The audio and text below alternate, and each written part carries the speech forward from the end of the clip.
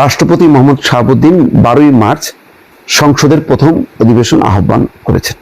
ত্রয়োদশ সংসদের প্রথম অধিবেশন বসবে 12ই মার্চ। 12ই ফেব্রুয়ারি নির্বাচন, এক মাসের মাথায় এসে প্রথম অধিবেশন বসছে।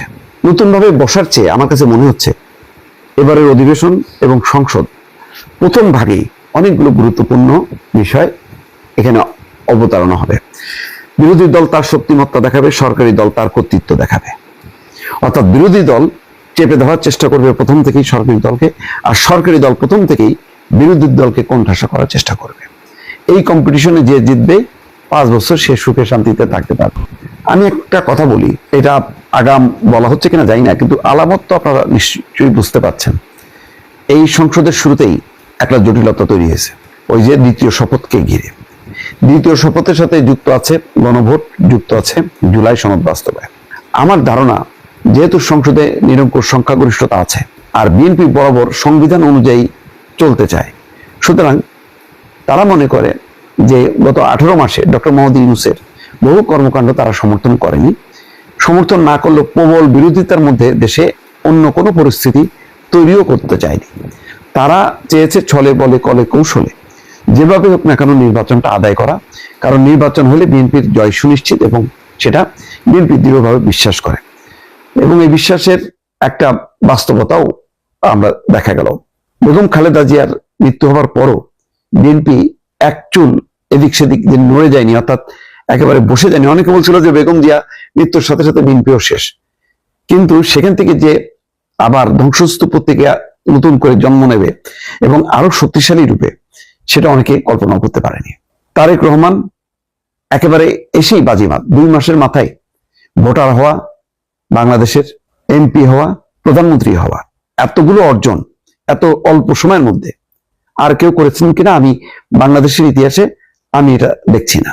অন্যদিকে দেখেন, শুরু থেকেই তারেক রহমান চিরাচরিত রাজনীতির যে চর্চা সেটা বাদ দিয়ে তিনি ভিন্ন আঙ্গিকে মঞ্চের এক পাশ থেকে আরেক পাশ হেঁটে হেঁটে তিনি বক্তব্য দিয়েছেন, মানুষের সাথে এক ধরনের কথোপকথন করেছেন। এর মধ্য দিয়ে একটা অন্য ধরনের একটা নতুন রাজনীতির বার্তা দিলেন। তারপর নির্বাচন হলে নির্বাচনের নিরঙ্কুশ সংখ্যাগরিষ্ঠতা। সামনে বিপদটা কিন্তু আছে। সেই বিপদটা কি? ওই যে দ্বিতীয় শপথ।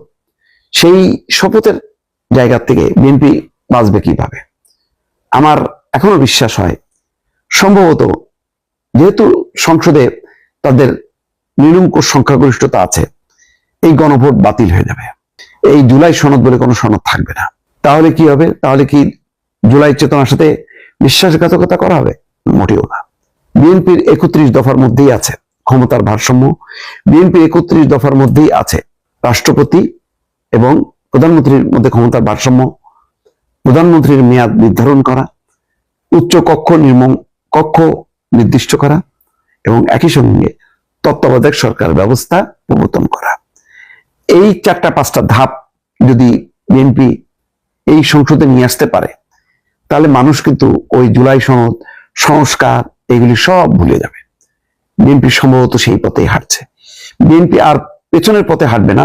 বিএনপি এই সংসদকে, এই সংবিধানকে উপেক্ষা করার মধ্য দিয়ে স্বাধীনতা মুক্তিযুদ্ধকে তারা কোনোভাবেই তার গায়ে মানে একটা দাগ পড়ুক, সেই দাগটা কোনোভাবেই বিএনপি পড়তে দেবে না। কারণ বাংলাদেশের এখন মুক্তিযুদ্ধ স্বাধীনতার যে মূল ধারাটা, সেই মূল ধারাটা এগিয়ে নিয়ে আর প্রত্যয় ব্যক্ত করেছে বিএনপি।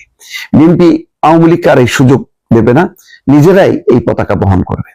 সুতরাং বিএনপি এই দ্বিতীয় শপথ, সংবিধানের সাথে সাংঘর্ষিক গণভোট, জুলাই সনদ, এইগুলোকে আর তোয়াক্কা না করেই সম্ভবত সংসদে একটি ভিন্ন মাত্রা যুক্ত করবে, যেটা হচ্ছে বিদ্যমান যে সংবিধান তার আলোকে আরো কি কি সংস্কার করা যায়, 31 দফাকে কিভাবে মানে বাস্তবায়ন করা যায়, সেই পথেই হাঁটবে। সেই পথে হাঁটলে বিএনপির ধারণা যে জুলাই সনদ, গণভোট, দ্বিতীয় শপথ এই বিষয়গুলো একেবারে অপ্রাসঙ্গিক হবে।